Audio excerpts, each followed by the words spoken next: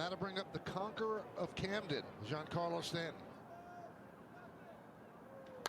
Line drive, it's a base hit to right field. Judge rounds third, they're waving it home. Here's the throw, it's cut off. He'll score, moving to third is Rizzo. It's an RBI single for Stanton, and the Yankees are on the board. They lead 1-0. Judge a base hit, Rizzo a gift base hit, and Stanton continues his hot hitting going the other way. It's going to be a base hit and RBI. 1-2. Drilled to center field. Mullins back, still back, on the track, at the wall. See ya! A home run to dead center. Aaron Judge goes yard. 2-0 Yanks. Well, Aaron Judge with great numbers coming into this game against Tyler Wells, and he's already 2 for 2, and now he has his third home run of the year. So now the Yankees have homered in all 9 of their games this season.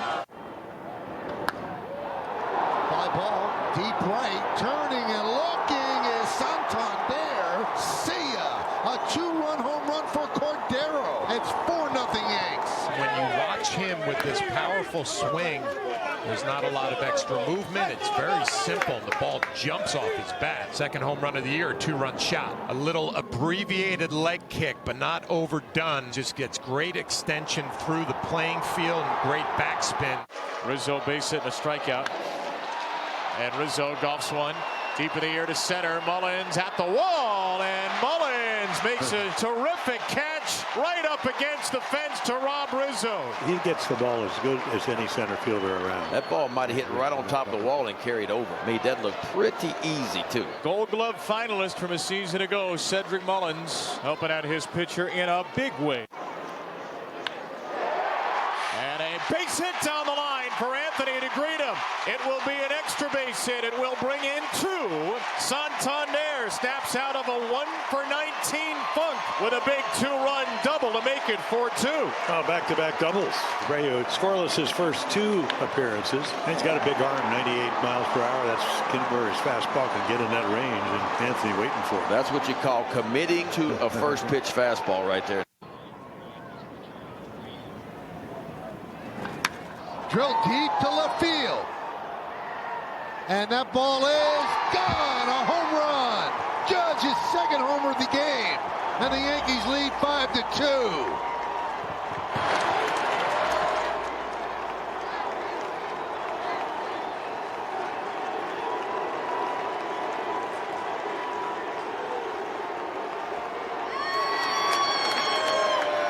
Second home run of the game for Aaron Judge, and they're big. They haven't got to 13 yet. 2-0 for Adley. That is the famous par 3. Whoa, Adley Rutschman down the right field line, and that is a fair ball. Up on the flag court from Rutschman. Hop onto the party deck. He brings the Orioles within 2 on his 4th hit of the game. Well, have a day, Adley Rutschman, huh? That ball might have hit Utah Street if it didn't go off the brick pillar. And welcome to Rud Talk for April 10th, 2023. I'm Steve Rudden, and the Orioles lose to the New York Yankees 5-3 today in front of 29,221 fans. And the game went 2 hours and 28 minutes. Pretty fast game. It was Nestor Cortez against Tyler Wells. And the game started out a little bit odd. There was a missed pop-up from Anthony Rizzo that dropped in between Gunnar Henderson and Austin Hayes. And after that,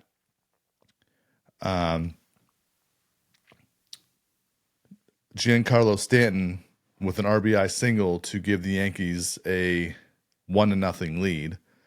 And in the bottom of the first, Adley Rutschman got the only hit of that inning. And it turns out that he'd get 4 hits in the game, including that home run that you just heard from courtesy of MASN and the Orioles. But so after that shaky first inning from the Orioles defense, Aaron Judge hit his solo home run, his 20th home run at the time at Oriole Park. But if you heard earlier, he hit another home run, his second solo home run. So he now has 21 career home runs at Oriole Park at Camden Yards. But the Orioles had a hard time again with Nestor Cortez, seems like he's a Oriole killer out there. But after that, they were able to get to Nestor Cortez in the 5th inning.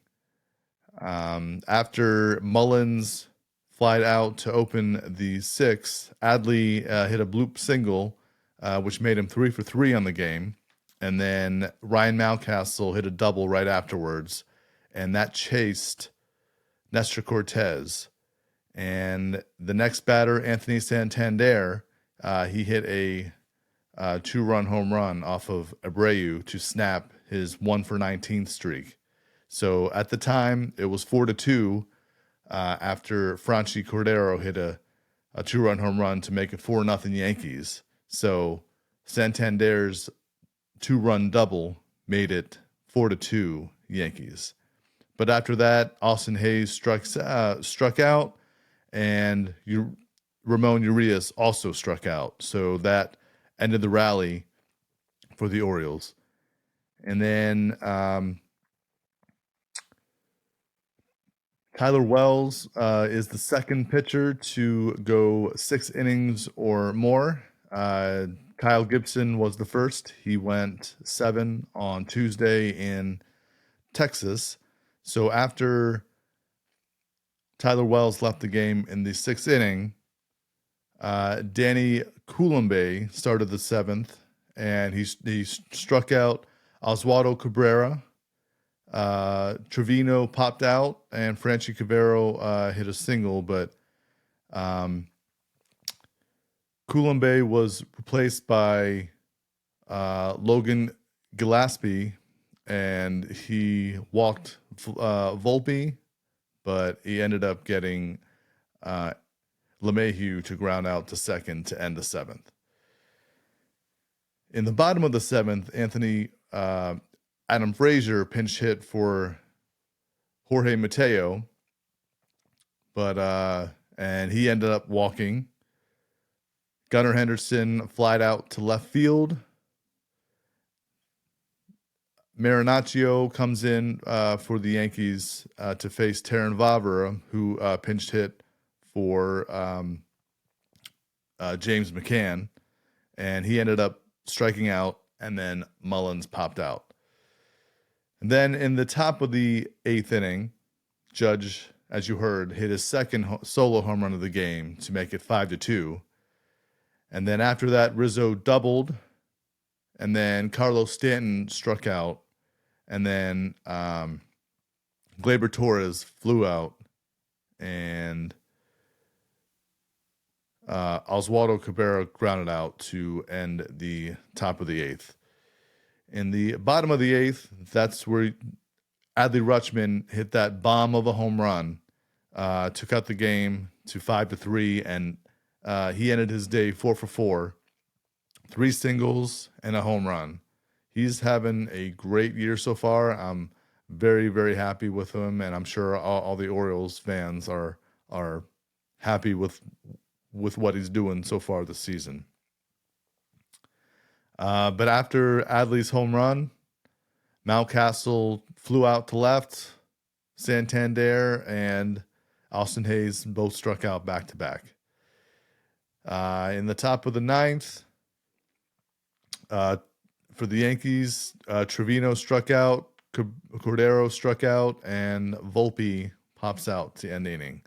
And in the bottom of the 9th for the Orioles, they went 1-2-3 to end the game. So it was definitely another struggle for the Orioles defensively, except with that nice web gem of a play for Cedric Mullins in center field to rob Anthony Rizzo of a home run.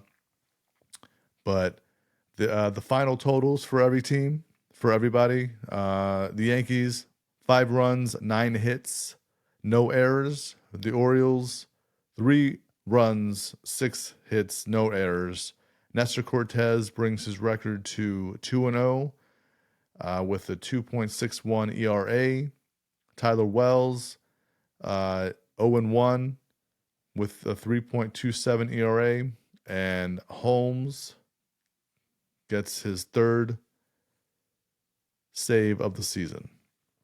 Clay Holmes with his 3rd save of the season. Now, the Orioles are at home for the next 4 games against the Oakland Athletics. They are currently in Tampa Bay, and they're getting their butts whooped right now by the Tampa Bay Rays, who are going to be heading out of Tampa 9-0. I mean, that's insane, 9-0. But the Tampa Bay Rays fans need to show up, because you got that great of a team and you are not showing up. Like, their attendance is terrible. If I was in Tampa, I'd probably be there all the time. The Orioles rotation so far against the Athletics. We got Monday, Kyle Gibson. Tuesday, Grayson Rodriguez. He makes his Orioles home debut. I'm sure that's going to be a sold-out crowd. So if you want to get your tickets, you should probably get them now, or you should have got them yesterday, or whenever they announced that Grayson Rodriguez was going to be starting. Wednesday, Dean Kramer. And Thursday is a TBA. They haven't announced the starters yet. I don't know who could it be. I mean, maybe they'll call up DL Hall, or maybe it'll be a bullpen game. But that's the preview of the Orioles and Oakland Athletics series. That starts tomorrow night at 6:35.